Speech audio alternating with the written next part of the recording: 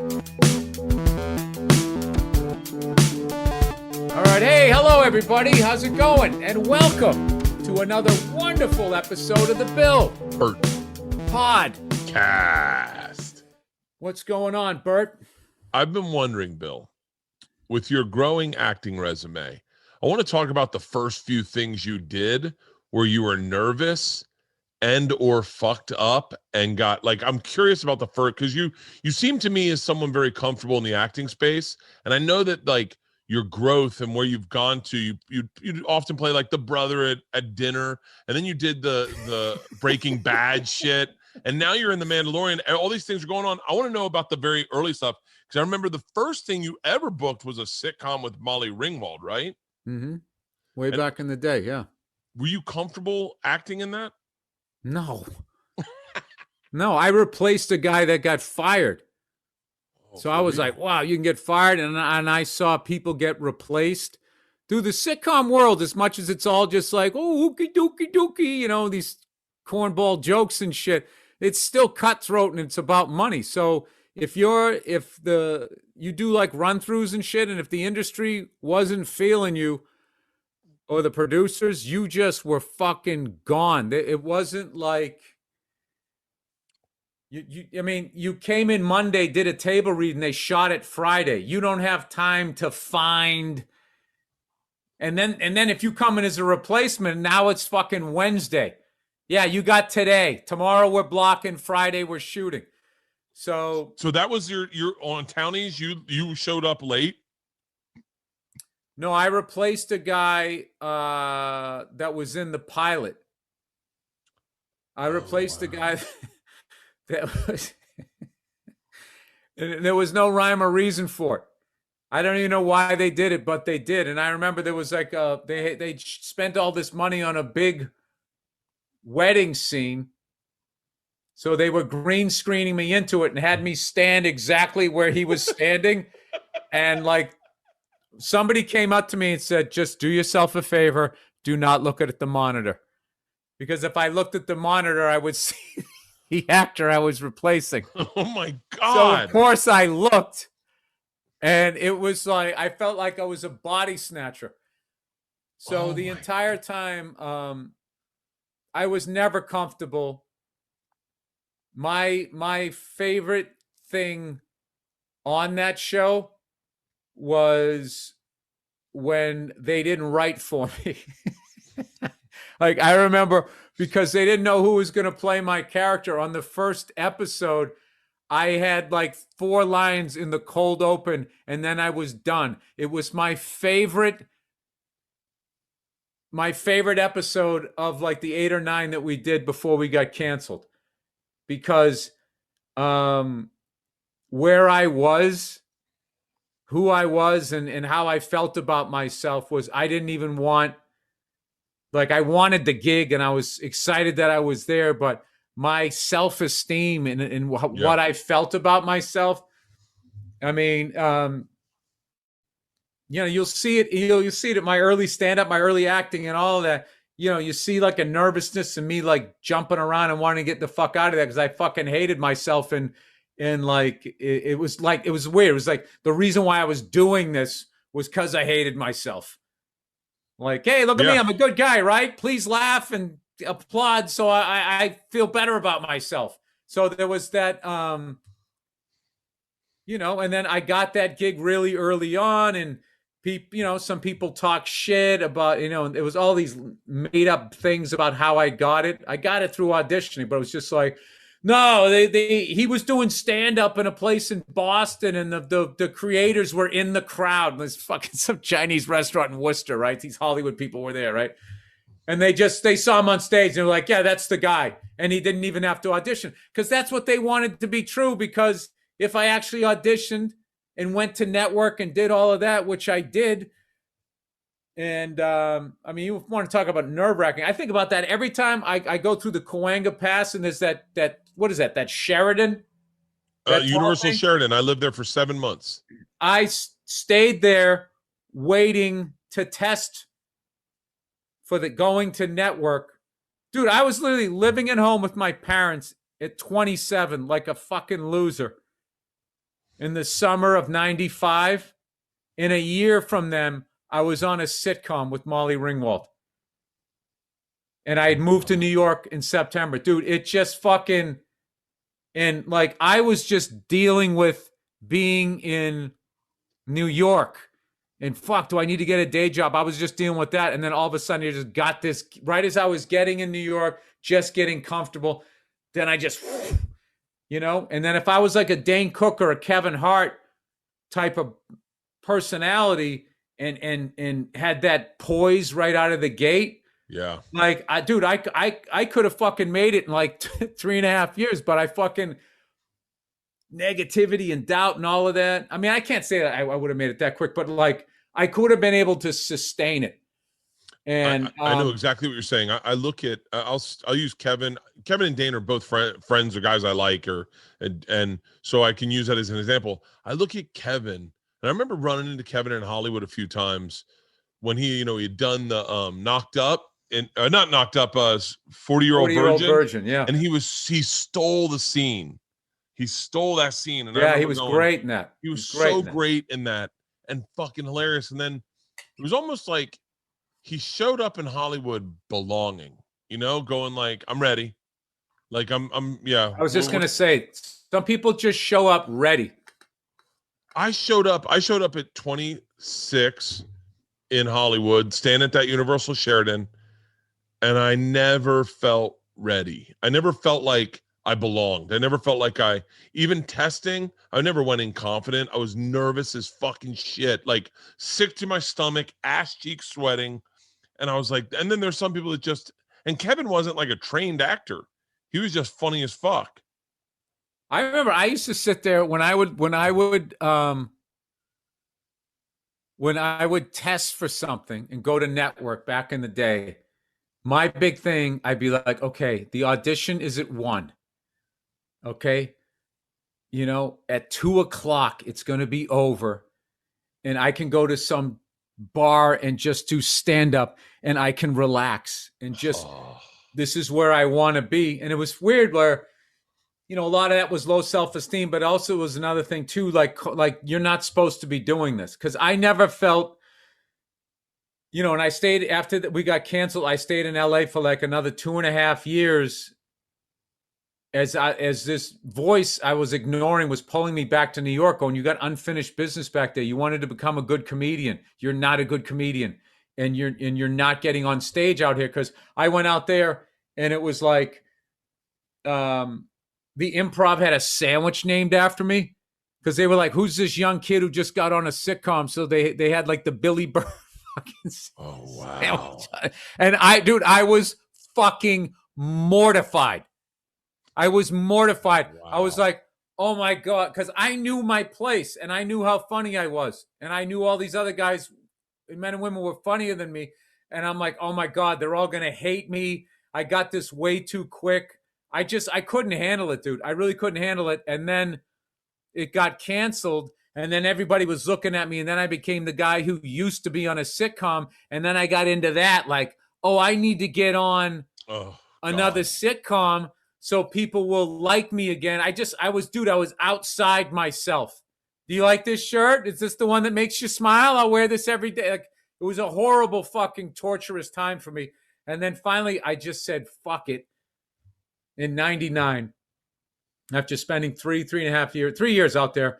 And I was just like, I don't want to fucking do this. I don't want to be on a sitcom. I want to be a comedian that goes on stage and says whatever the fuck he wants to say. I need to go figure that out. I want to go back.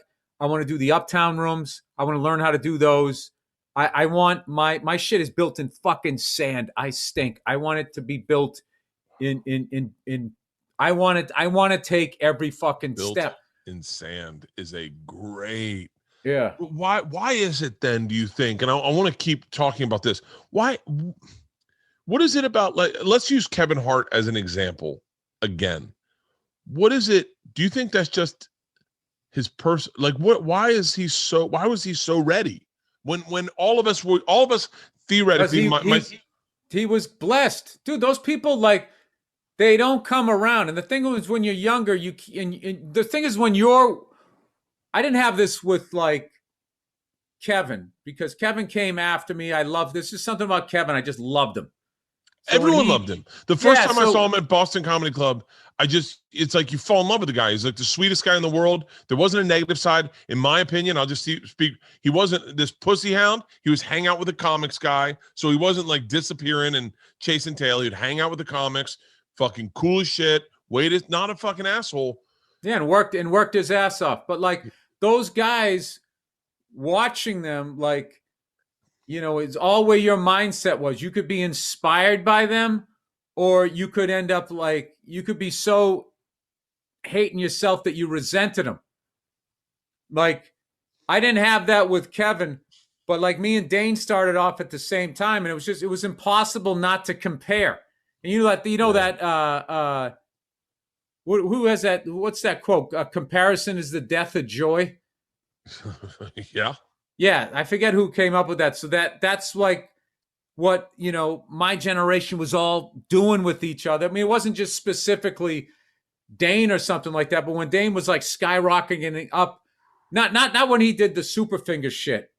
I was settled into who I was then, more like in the 90s, like when he would get like you know, like an MTV showcase, get a deal with something or whatever. You know, I was always happy for him, but I always had this feeling of like, I started when he started.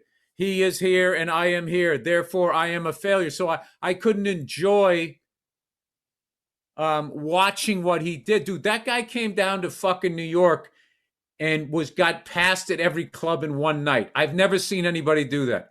He went in and just fucking leveled. And that shit we were just talking to DC Benny about, how Steinberg and Frosty used to try to bury you.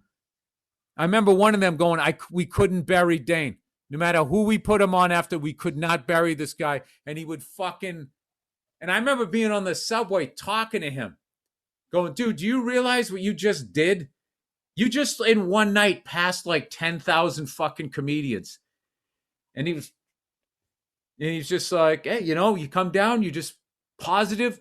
And I would just be like listening to him. I was like, is that how you do it? Come down, motherfucker. Yeah, because I was just like, yeah, I fucking hate myself and I can't stop. I just had you suck playing, which like looking back, it's so fucking funny. It's like, how was I supposed to get anywhere? You know, and I had that in my head. I think I got Townies because I didn't want it. It was too big. And so I just went in there like, I don't want to get this shit. I just came, hey, how's it going? Hey, zip-a-dub-a-doo-ba-dub-a-dee. I like this guy. He's got this relaxed confidence. Where everybody else, I remember when we were testing, this is how fucking competitive the shit was back then. I'm sure it still is, but when we were testing, one of the guys who showed up to network brought a basketball, like a prop. Exactly. And I was just like, all right, he ain't getting it. Which is stupid because I was in the comedian mindset of if you bring a prop, you're a fucking hack. And I was just like judging this guy. And it's funny. I still remember that. The first time you go to network, I still remember it. And one of the people I read with was Moon Zappa, and she was fucking unbelievable. I read with her and Lauren Graham, and Lauren got it. Lauren obviously, everything she's done was fucking unbelievable. But Moon Zappa, I became this huge fan of, and she used to do, oh my God, she used to do stand up down at like, was it Luna Lounge? Remember the one across from Cantor's? Yeah, that's Luna. Oh, dude, she was one of my favorites to watch. One of my favorites, like truly, you had no idea what the fuck she was going to say. I remember her doing some bit about like Scientology. Remember when Scientology was just like, don't fucking. Yeah. Oh, dude, it was just like, and to watch her do it in that room, which was sort of the pre-woke Hollywood. Yeah. Yeah. So I remember talking to Louis C.K. He had a pilot called St. Louis, and I remember I auditioned for it, and I knew he was doing well, like successful, and We worked together at West Palm, Fort Lauderdale, maybe. And Joel was like in the green room, "Hey, Lou, is it cool if Bert gets a ride to the airport with you in your car?" And you could see Lou was like, "Yeah, I'm fine. Yeah." So we get in the car, and Louis got. I apologize if these are misfacts. In like Louis, like I've never worn those. Then whatever. But this is my recollection. He gets in, and he opens his computer. It's a 45-minute drive. Opens his computer. He puts on seasickness bands on his wrists, and he starts working. And you know me, I brought like a tall boy with me. I'm not gonna. I'm gonna have a beer for the Wait, ride. he's driving and typing? No. We're in the. It's a limo. It's a Oh, oh, like oh, a oh. car service. And so I said, I said, "Hey, Louis." So I started like grilling him about comedy, and he does not want to talk. He was like, he's trying to work, but I have a tall boy. I'm not. We're talking. So I And a said, "Hey, what's?" crushing need to be liked. Yep. And he's being quiet, And he's and that being. just gets you all in your fucking head. That's hilarious. I said, "Hey, what's one thing like you could like give me advice for auditioning?" And he goes, "Okay." And he shuts his computer and he goes, "Just go in and read the lines. Just go in and read the lines. He's got a busy fucking day.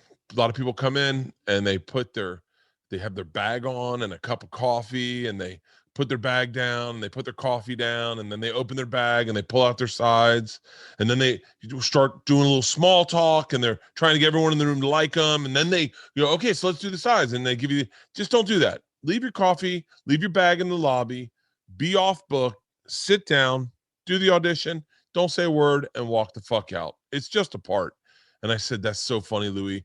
When I auditioned for St. Louis, I feel like I did." He goes, "You did." I go, "What?" And he goes, "You brought in a coffee and you brought in a bag and you made a bunch of small talk." And he goes, "And quite honestly, I just thought it was getting in your way. And I'm glad we're talking about this, but you did all of those things." And I went, "Thank you." And I just sipped on a fucking cold beer the Yeah, rest of the I'll go ride. back to my beer now. Yeah. Yeah, it's funny. If I was shooting that, you would then slowly turn to the window and a tear would come down your eye. On the side he can't see. Oh. You Oh. know what changed over the years with acting What's that? was I kind of fell in love with it the way I did with stand up. And it's just like, I want to get good at this. I want to respect it the way I respect, because I feel like a lot of people don't respect it. And it was just like, and then what I did, I just used the same games that I created to get me out of my bullshit, to get me out of the way of myself so I could just do what I do. I just did that with acting, and I'm still doing that. It's just like, hey, here's an idea I have, but I am afraid to do this because there's a camera crew here and there's all these people, and this actor is way more famous than I am. And then it's just like, well, that's why you should do it then, you know? And I just started doing that the same way where there was a room I was afraid to do or a crowd. And I used to always say in my head, what's going to feel worse? Going up and doing that show in that room and bombing, or waking up tomorrow morning knowing that you chickened out and didn't do it and was obviously going up and just taking your fucking lumps. So I just sort of applied it It's really to acting interesting. stuff. And then I just, I had like this sort of work ethic thing where it's like, I'm going to show up on set prepared, ready to go. And if something slows this thing down today, it's not going to be because of me. That's number one. I'm fucking going to be here before you, like, hey, 5 minutes, Bill. I just start walking down. Get mic'd up. Let's fucking go.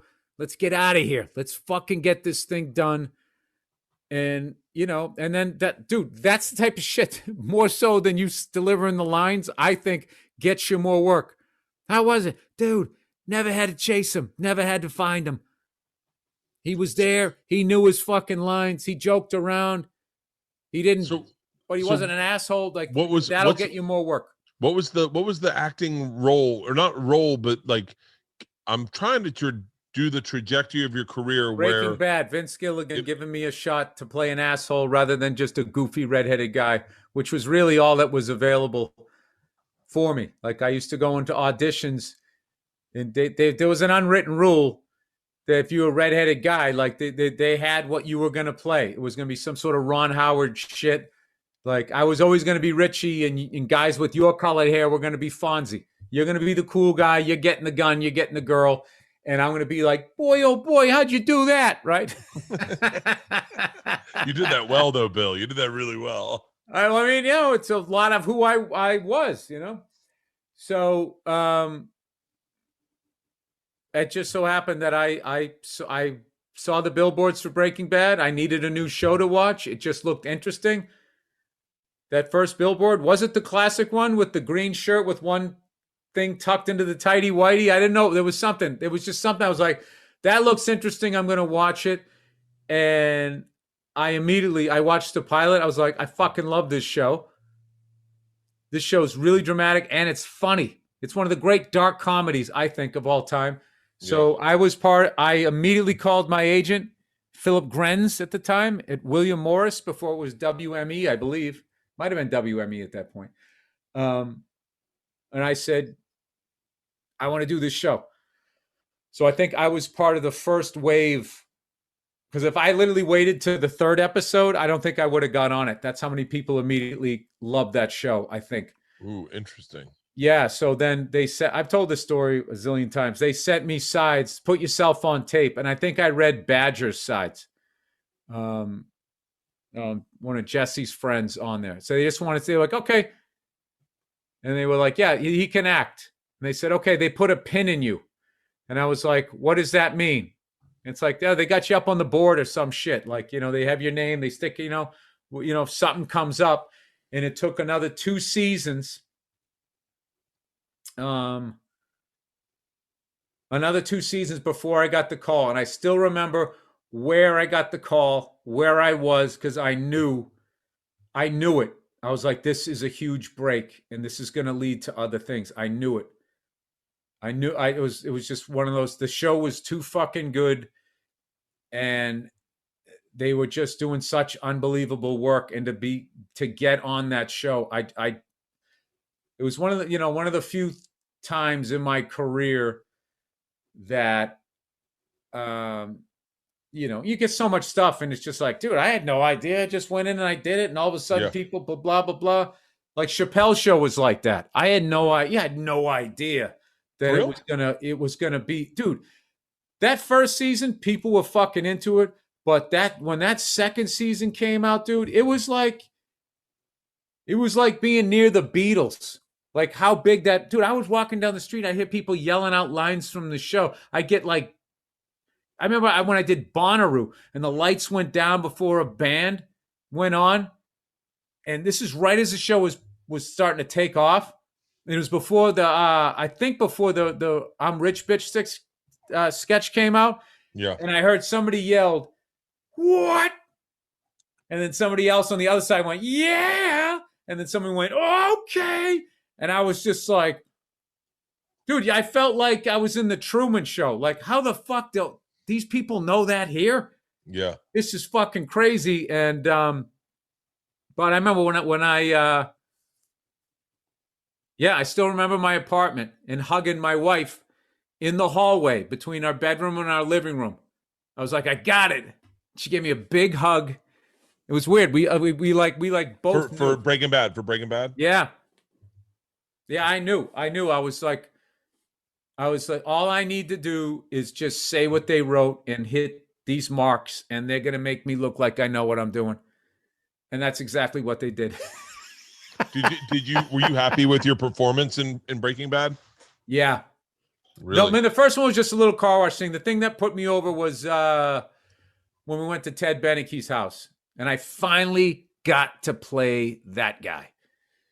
And it was such a fun scene because just his presence, how big he was. Okay. And they wrote all this tough guy dialogue, but it's like, I don't need to be tough. I got this guy with me. So I could kind of deliver it with half a smile on my face. Like basically, look, we don't want to do this, And it was so much more fun. But that was sort of, that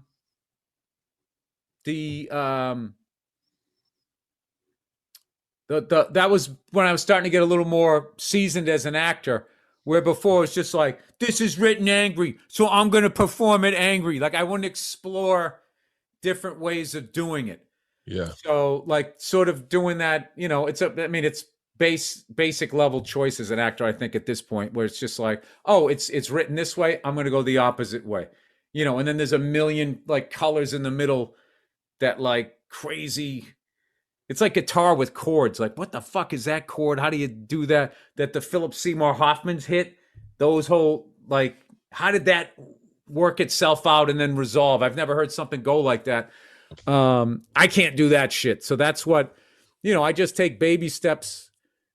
I watch a lot of great actors and stuff, and I just try to baby step to be like, I can't do that, but how close can I get to it? So wait, then what? So what do you think has been your most challenging role that you've done where you're like, I don't know if this is in my wheelhouse. I'm gonna try, and then you did. I mean, I would say probably it's got to be Pete's movie, right? Yeah, playing something that had like a romantic storyline. I never did. Having to kiss somebody, to have a kiss scene and stuff like that. Yeah, I never did that. And I was like, yeah, I had to talk myself mentally off a ledge.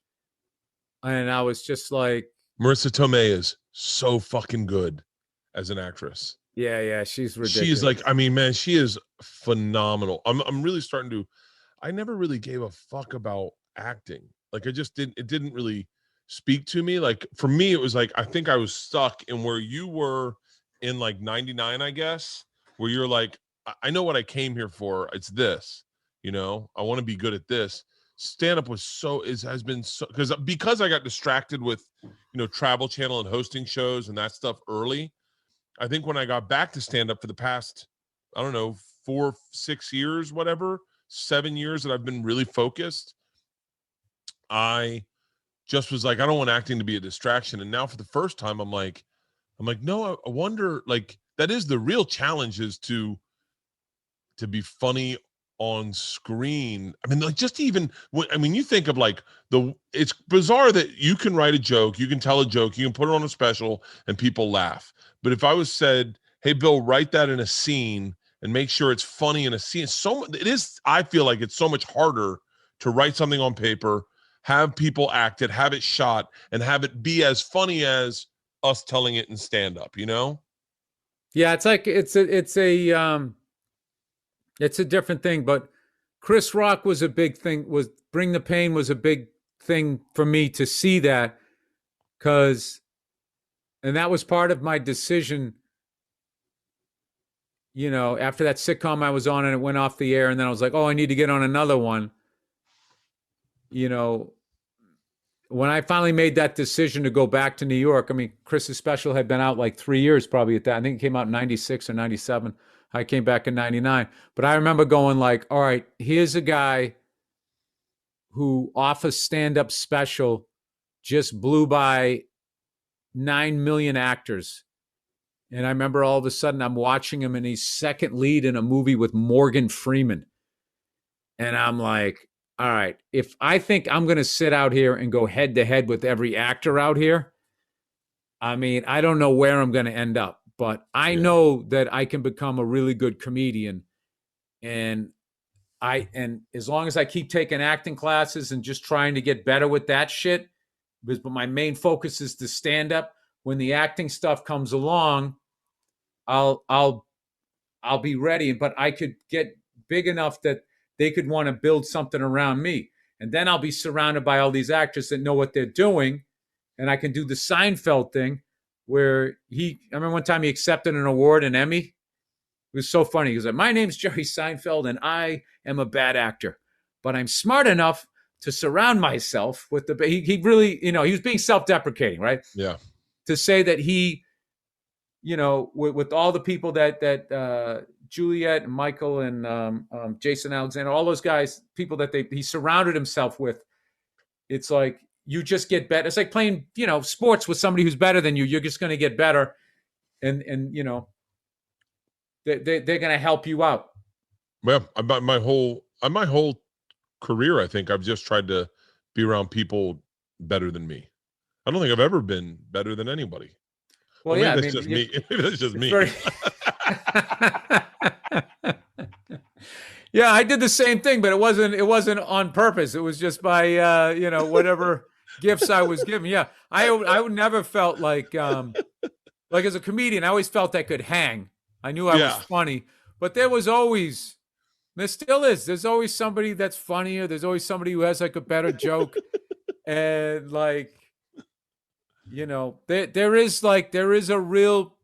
there's a piece in just having a sense of humor about yourself and knowing, you're not the best and there's Yeah. always somebody fucking better and that your time is going to you're going to have your time and then it's going to be somebody else's time. And then you get to be the older person in the scene. Who gives a shit? I As long as was you're still talking working, you're getting away with murder. I was talking to someone the other day and they were like, dude, I can't believe I'm talking to you. You're like my favorite comic. And I was like, oh, thanks. And they're like, you are the fucking greatest. Like, and I said, oh, cool. I said, who else do you like? And they're like, I don't really follow comedy. It's just you. I just found you and I really love you. And I said, have you ever heard of Bill Burr? And he was like, no, is he a comic? And I went, oh, great. I'm about to not be your favorite comic soon. You know what's a better one? What? I like when you go, you're like one of my favorite comics. And you go, oh, thanks a lot. You, and then so-and-so, and names a comic that absolutely sucks. And it's just like, thanks. Oh, that's fucking. What's the role you want to play? What's the role you really want to play? Like, you want to be an action hero? No, I don't necessarily have a role. I just want to do quality shit. My whole thing is whatever I get in what no, like if whatever I'm doing, if the people on the project are going for greatness, might not make it as long as they're trying to make something great, I'm in. Yeah. Because I've been on shit where the people don't care. Not going to say what, but I did an acting gig one time and the way they were shooting it, the guy just picked the most cliched, had been done 1,000. Oh, we'll just do bing, bang, boom. And I remember thinking yeah, that thing that we all saw that was played out fucking 20 years ago. I'm thinking that in my head. Yeah. And then there was that feeling of oh, this isn't going to be good. If the guy driving the sled, if that's the effort you're going to put into it, yeah. And it wasn't. It's funny. I've heard people do that with specials where I hear someone's preparation for a special, and I go, "Ooh, that's not what I did." Like I go, I've actually left my house for a month. I didn't come home for a month. I worked every single night, and I did the road. And then when I came home, if I did come home, I was at the store doing 4 shows a night, working on one bit. And I remember hearing people going, yeah, I did the road. I went out on the road for like a couple weeks and I got my hour tight. And you're like, ugh. Okay, if that's what you say. Yeah. It's your act. It's your act. That's what you're going to be. That's you forever. Fuck. All right, everybody. This podcast, we got some advertising here. It's Duke Cannon. Right after Matt Houston, Duke Cannon. If you're a fellow whose resting body temperature rivals that of Las Vegas pavement in mid-July, standard antiperspirants probably don't give you much relief. But before you resign yourself to a life of perpetual pit stains, know this: Duke Cannon Dry Ice Cooling Antiperspirant is made for guys who run uncomfortably hot. Its moisture and friction activated cooling system is formulated with menthol to give you an all-day sensation of standing under an air conditioner cranked to high, not a heat lamp stuck on broil. This sounds amazing. Available in refreshing menthol and eucalyptus. I fucking love eucalyptus. And peppermint and musk scents. Dry ice uses activated charcoal to effectively combat sweat and stank. Peppermint and with their and highest, musk, is that called Santa Wants to Fuck? which, dude, man, eucalyptus. I'm all over that. I love eucalyptus. Reminds me of taking steams. And with the highest level of odor and wetness protection allowable, you'll last longer in the heat, and your t-shirts will too. Dry ice cooling, antiperspirant, menthol, and eucalyptus, 2.6 ounces, $12 each. Then they got dry ice cooling antiperspirant with peppermint and musk. Once again, 2.6 ounces, $12 each. They deliver instant cooling, fresh scent. You got the crisp peppermint and musk scents, or you can have the what they got the other one here. I'm jumping back and forth. Moisture and friction activated cooling system to help keep you cool. Highest allowable sweat protection. Yeah, I mean, when's the last time they redesigned antiperspirant? It's about time. If your internal thermostat feels like it's perpetually set to sauna, pick up a stick of Duke Cannon. Dry ice cooling antiperspirant. It'll feel as refreshing as jumping naked into a frigid lake. Ooh, This is great advertising. This is making me want to buy both sticks without the risk of frostbite to your undercarriage there. Visit Duke Cannon, CANNON.com, and use the promo code BILLBERT, BILLBERT, for 10% off your next order plus free shipping with orders over $20. A curated collection of Duke Cannon products are also available at select Target stores. There's a Target right down the road from me, one town over, and I'm going to get me some Duke Cannon eucalyptus taint spray. ExpressVPN. You know what's not fair? The fact that Netflix hides thousands of shows and movies from you based on your location, and then it has the nerve to increase their prices on you. That's right. They just raised their prices once again. But I love Netflix, but that's crazy. Now you can just I do all my specials there, but you know? Yeah. You could just cancel your subscription and protest, which I would not do, because you can also just be smart about it and make sure you get your full money's worth by using ExpressVPN like I do. See, you might not know this, but what's on Netflix in your country is completely different than what's on Netflix in someone in the UK or Japan. Using ExpressVPN, I can control which country I want Netflix to think I'm in. ExpressVPN has over 90 countries to choose from, so every time I run out of stuff to watch, I just switch over to another country and unlock their new shows. Right now, I'm watching Doctor Who. You should have people start writing in from around the world, dude. Have them write in and say what shows we're missing. I'm curious of what's out there. There's a bunch of anime on Japan's Netflix. It's not in the U.S. Netflix. It's just one tap of a button. ExpressVPN lets me change my locations to watch it, and my daughters are happy. Here's the best part. It's not just for Netflix. You can use ExpressVPN to unlock shows on other streaming services too. Like I used to watch, I like to use it to watch BBC iPlayer. It's free and it's only available in the UK. ExpressVPN is also super fast and works on your phone, laptop, even smart TVs, so you can watch your shows on the big screen with zero buffering. So be smart. Stop paying full price for streaming services and only getting access to a fraction of their content. Get your money's worth at ExpressVPN. Get your money's worth at expressvpn.com/BillBert. Don't forget to use our link so you can get an extra 3 free months. That's expressvpn.com/BillBert. expressvpn.com/BillBert. expressvpn.com/BillBert to learn more. Like I have so much material right now for my next hour, and I'm really not ready. Like you will be. You'll get it up running. I was getting, right about now I would have shot another one. But like, I'm not going to do one of these fucking COVID ones that are like, there's already enough people have done them.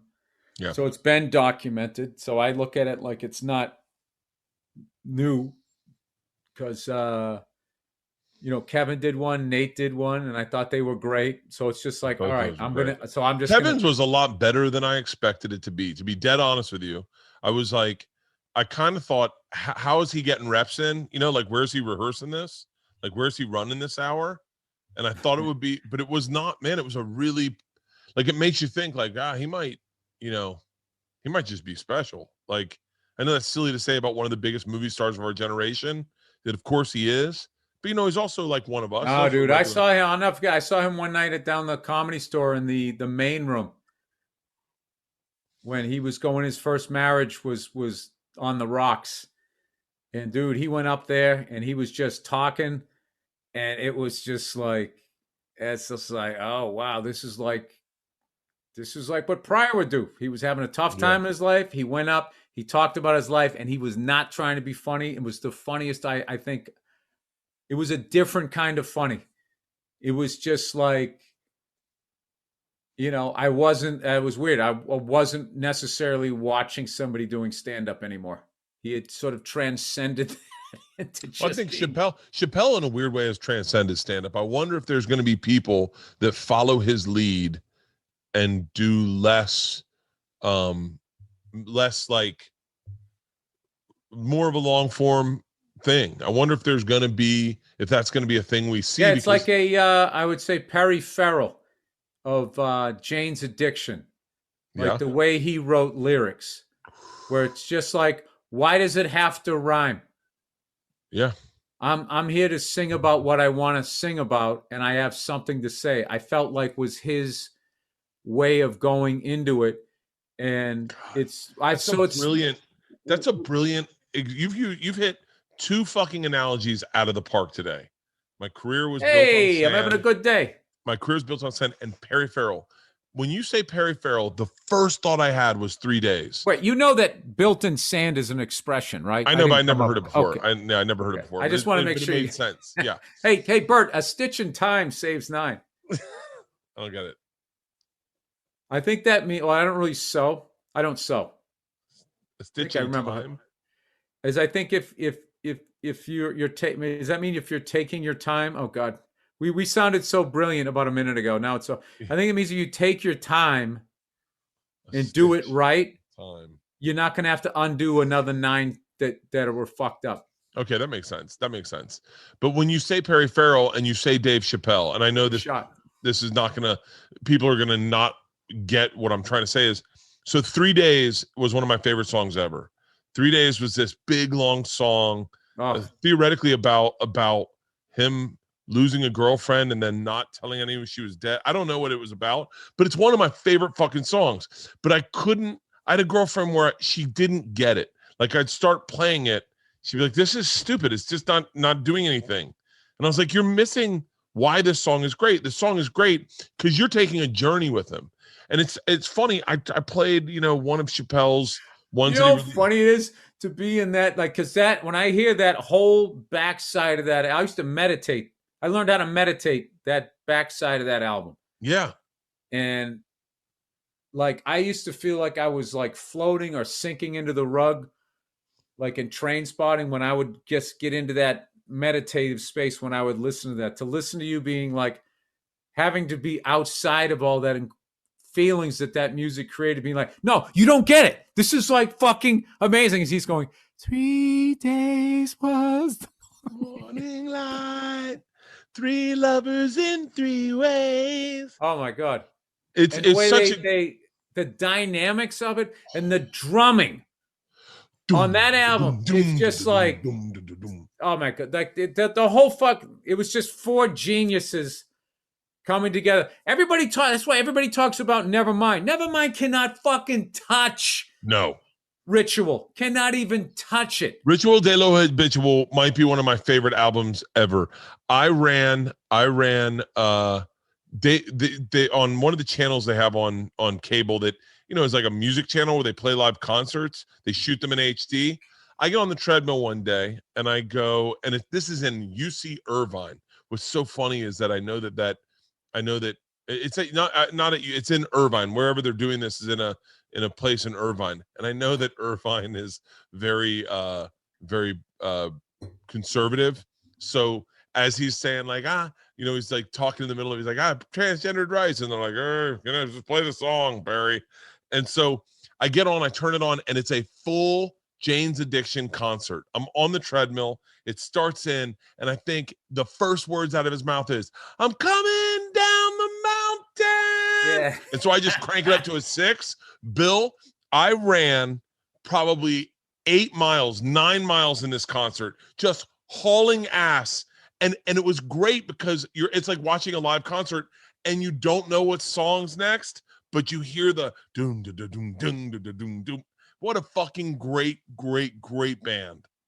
I'm listening to that tonight, and I'm I'm turning listening off. to it. I'm getting on the I have that treadmill. on vinyl. I'm turning out the lights, and I'm gonna fucking listen to that whole backside of that album. And you know what's great about when you meditated to that thing in the end, you know how the song fades out, and then you just hear Perry go, "Good night." Good night. Then he goes, "Good night." That weird phrasing.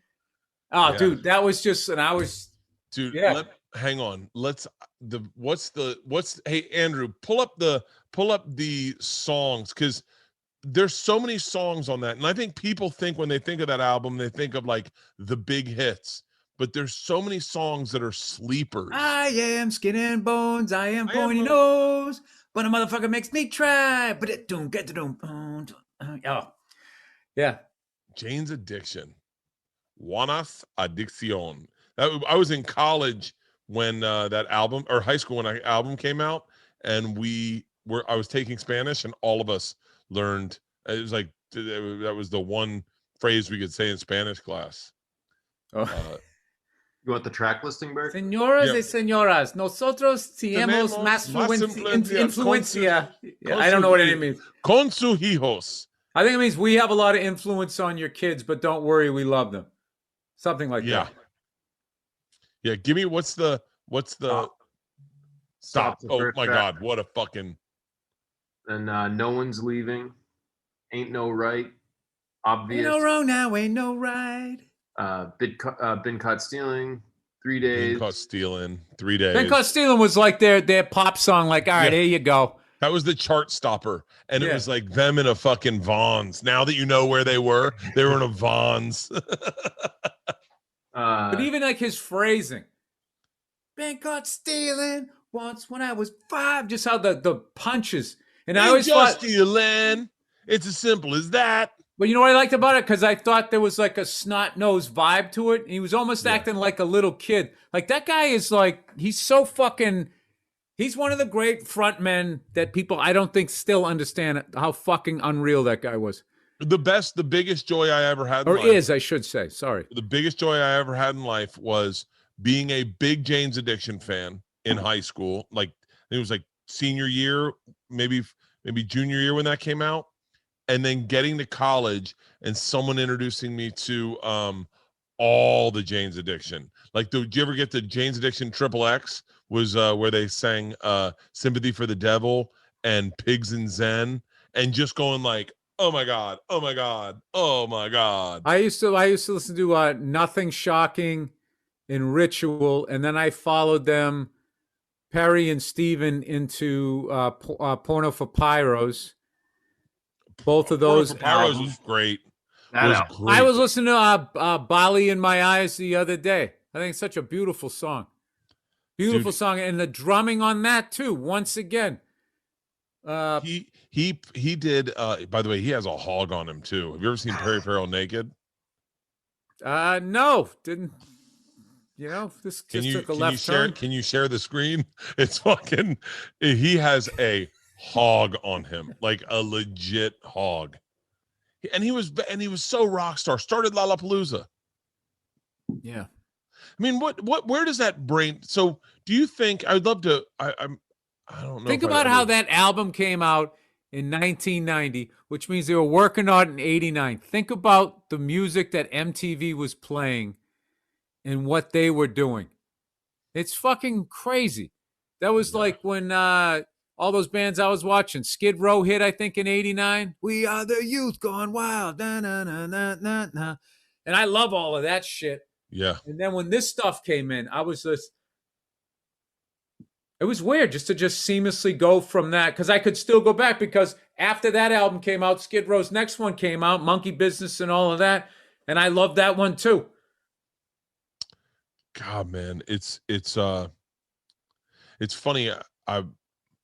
I remember reading an article about Perry Farrell. And by the way, and once again, if I misquote this article, whatever, I'm not a good reader. So if I read something and I relay that message to you, it may not be. I'm not a good reader. What are the quotes around reading? What is that, Bert? I'm not a good reader. Like I read the words, but my mind. I'm not that smart. I don't like taking showers. I like to eat ice cream with a knife. So I think that's an old Chris Farley bit. But I remember knew that was an SNL bit. Yeah.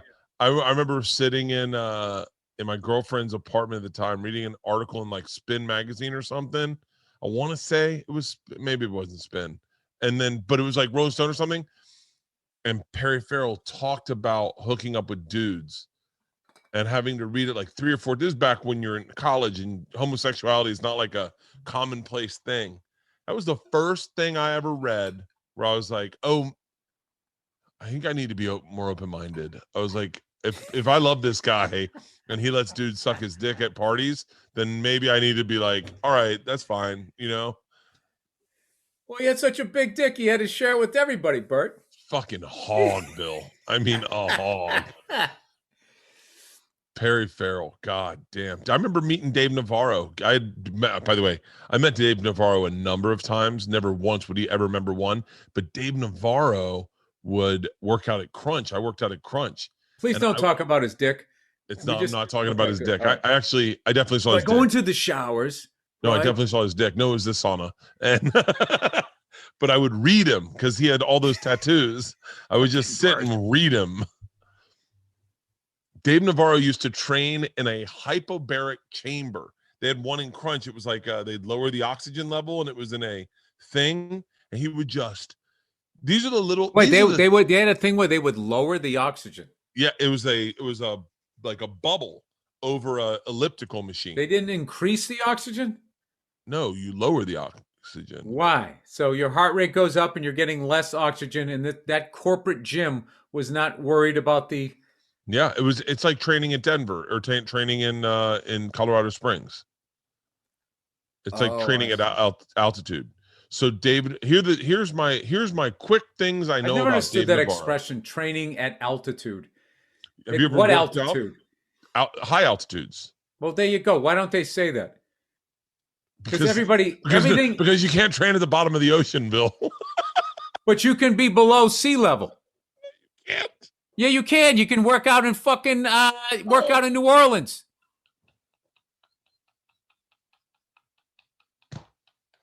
New Orleans is below sea level. I forgot there are places. I thought below sea level just meant like in a submarine. No. I was like, Bill, no one's training for a fight in a submarine. This takes me back to ground school. Pressure altitude, density altitude. I got to brush up on that. I used to know what all of that. Oh. One of them is correct. Pressure altitude is density altitude corrected for standard temperature or something. I can't even remember. You just fucking sit there babbling that shit. 0.9 I need to brush up. Wait, when was the last time you flew? I was, by the way, I was in my backyard. I flew I soloed the other day. Wait, were you in a red helicopter? No. Oh, damn it. And I was, I think, well, there's more than one out here, Bert. I know, but I saw a red helicopter, and every time I see a helicopter, I go, fucking Bill Burr to my daughters. And they go, actually, Dad, that might be him. And I went, why? And they go, this is the same area that he flew last time. So that you might want to check. And you go, I saw it the other day, and I was like, shut the fuck up. What if I knew it? What if I called it? No, I soloed the other day in one of the airports I went to, because it's very intimidating to go to an airport that you're unfamiliar with. Yeah. So I just decided that I'm going to solo to every single airport in the LA area, and there's a zillion of them. And I'm just going to get comfortable with that. So if I ever need to, like, it's like confidence, but it's the same thing with like acting, same thing with the thing. It's just like, this makes me uncomfortable. This is a baby step I can handle. I'm not getting past myself. So this airport, the guy in the tower yelled at me on my second solo like 7 years ago. So the same way the Boston Comedy Club made me like sick to my stomach when I was having bad sets and I would walk by it during the day being like, that club owns me. I would avoid this guy's, he was just a grumpy dude. And I was a student pilot, and I was saying student pilot. Like so I'm gonna pick a different airport. Let's just say we'll just say Long Beach. All right. Yeah. If you're talking to Long Beach, your call is Long Beach Tower. Then it's who you are, where you are, what you want. Right? Long Beach Tower, helicopter, blah, blah, blah, at the 6:05 and the fucking 5 with like a full stop with Charlie or whatever, right? So, and then when you're in between airports and you're out of everybody's airspace, you're So just wait, talking. say it again. Say it again. It's who you are, where who you are, where you are, what you want. So who you are, what you are, and where you want. So and what you want. So it's Long Beach Tower, helicopter, blah blah blah blah blah blah blah, with like a full stop at Atlantic with Charlie. Pancakes with pancakes, with syrup, pancakes. extra syrup. Pancake with Papa. Yeah, it's before you go into the airport. You listen to a recording. It's called the ATIS, and that's the information what where the winds are, what runways they're using, any sort of shit you got to look out for, or whatever, right? So, and every hour it changes. So at 8 o'clock, say if it was Alpha, 10 o'clock, there's 9 o'clock, there's new information, then it's Bravo. So you're just letting you know, I have the current information. I know what runway you're using. So when you're in between airspaces, you're just on a common channel for helicopters. So then you're just saying, like, the Pacific Design Center, that thing? Okay, it's in, all right. Or Capitol Records. Yeah. You'd be just, basin traffic, or you just be like, white helicopter, Capitol Records, southbound on the 101 at 1,300 feet. You tell them, basically, right? So I was making a common traffic channel call. I was referring to this airport.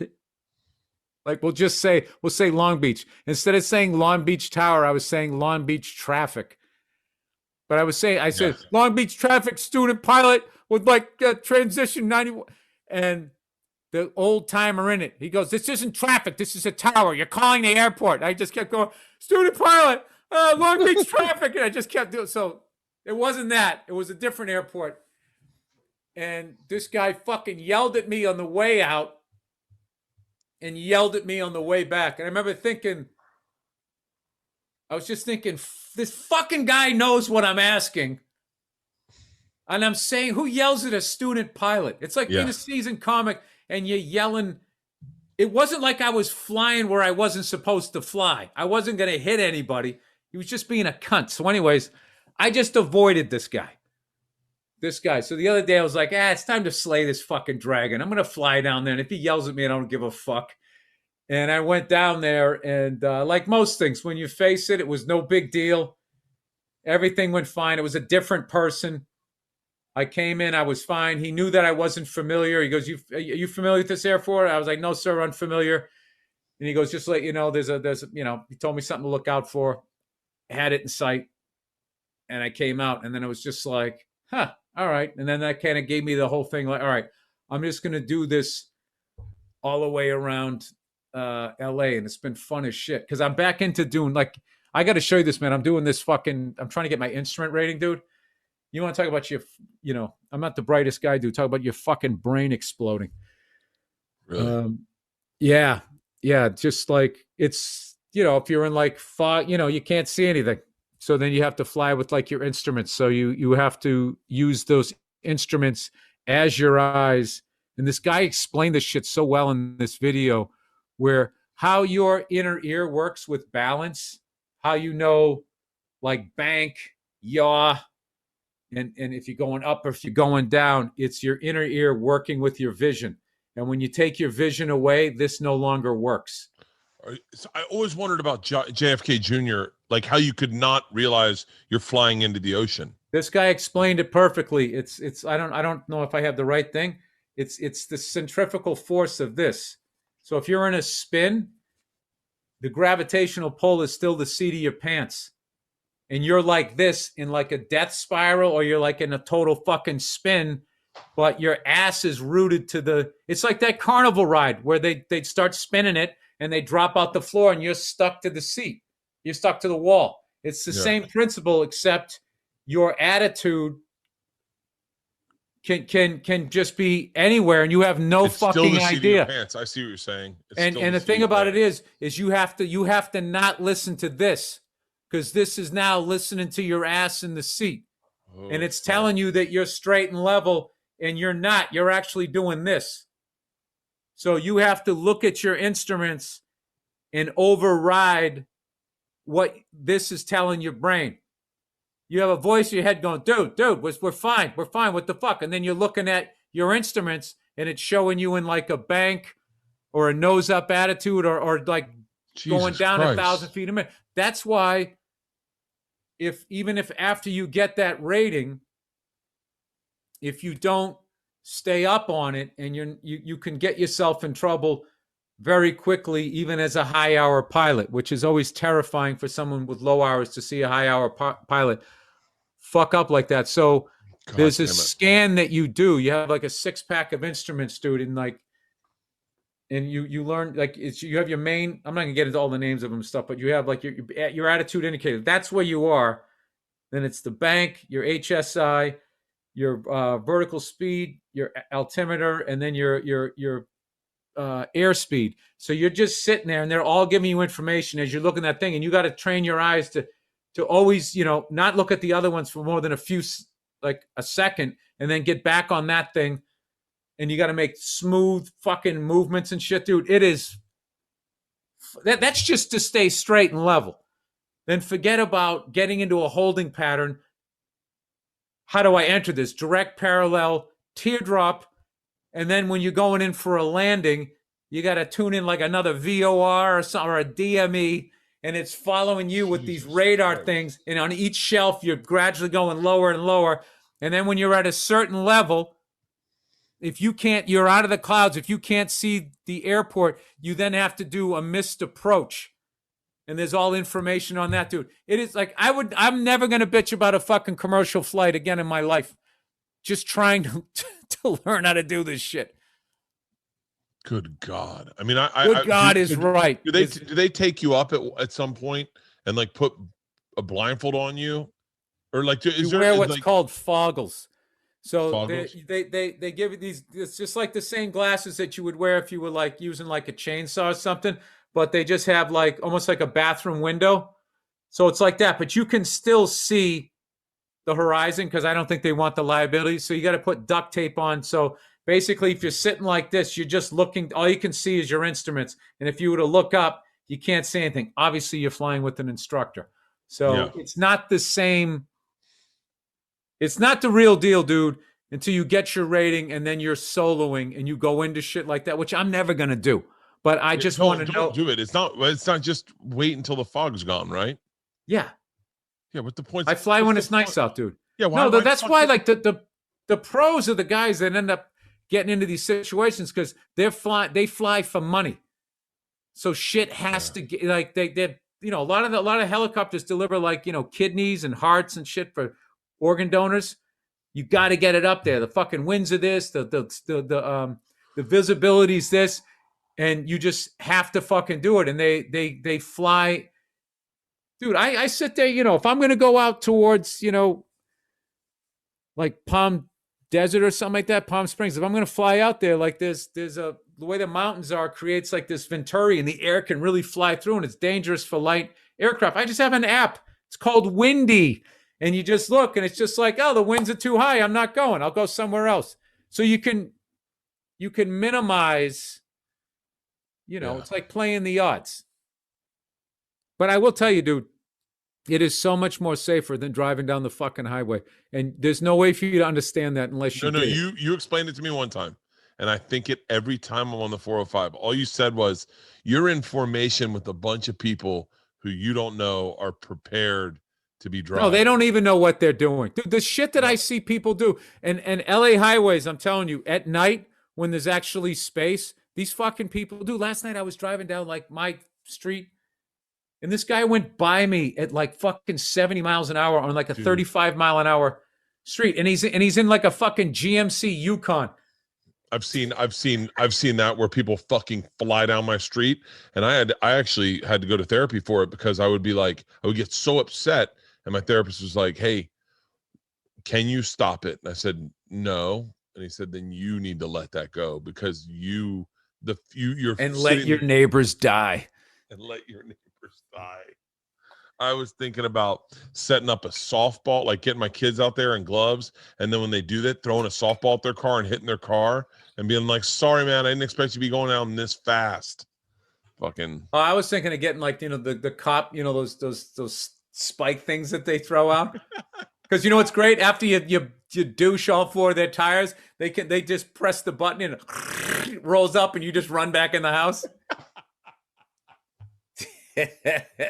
I took there was a period where the street next to me was closed, and so people were just dodging up and down our street, and so I bought a bunch of traffic cones and just put them in the center of our street, and there are cars parked on the side, so you kind of got to like weave in between them, and I was like, yeah, that's it, that's what I'll do.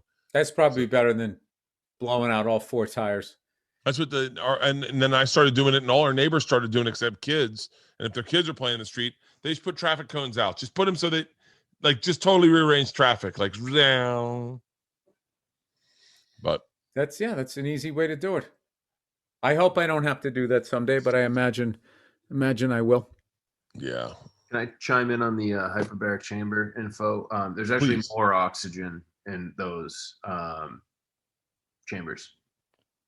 You sure? It's an oxygen therapy chamber. The air pressure is increased 2 to 3 times higher than a normal air pressure. Under these conditions, your lungs can gather more oxygen than would be possible. Oh, you can work out harder and get more muscles. Yeah, more oxygen. God, my bad. I stand. It just didn't seem like something that corporate lawyers would sign off on. Hey, let's have people do cardio with less oxygen in the air. Everybody good with that? It's a good call. And by the way, I'm sure Dave Navarro watched this whole episode and was like, first off, his dick's not that big. Secondly, there was lots of oxygen in this. Who are these two idiots? Who are these two idiots? Who are these idiots? Have you ever been coming in for a landing, Bill, and been like and said something, and then someone goes, "Is this Bill Burr flying in?" No, but I mean the guys that I've flown with, you recognize each other's voices. You just say it really quic. All right, here's the other question. Be like Mike and Billy. So are there helicopter? Are there airports in all of LA? Like, is there an airport in Compton? Yes. And so, is it white people running it, or is it black people running it? Are you gonna cancel me? Well, no, I'm just curious. Like, when you go to a golf course in Compton, it's not white people there, it's black people there. And so I was wondering if you're flying into Compton, or if you're flying into East LA, if it's Mexican guys, or is that a horribly racist question? No. It's actually, there's a funny bit in there. Like, that's how white people go to Compton. They fly in because they don't want to drive in because they're too scared. Yeah, it's an uncontrolled airport. So that means there's no tower. So you talk to the other traffic when you go in. Okay. Oh, okay. So not every airport has like mission control or whatever. A tower. No, some have. Some of them don't. Yeah. Dude, it's so much fucking fun. I can't even tell you how much fun it is. It's so much fun. I wish I had something I liked that much other than drinking. Well, I quit drinking, so I needed to fill it up with something else. Dude, I'm like going straight edge this whole month, dude. Not even I know. cigars. I just told my sisters, I said you were doing vegetarian, and they were like, "Oh, he's got to try this restaurant." Dude, I had to tap out, dude. I didn't know enough I didn't know enough recipes. I was just like, I can't eat another fucking chickpea. Oh. Okay. Get ready to edit this out. Okay. and then let me know. You're gonna do that to the listeners? Let me know if I need to edit this out of my podcast. But I did the math. And I think I know where you got your mushrooms. Okay. Oh, maybe I was wrong. Never mind. I know. I was trying to remember where I got them. Oh, well, no, that it should have gone really quick. Never mind. I was wrong. Right. All right, people. That concludes another wonderful episode of the Bill Bert Podcast. See you next time.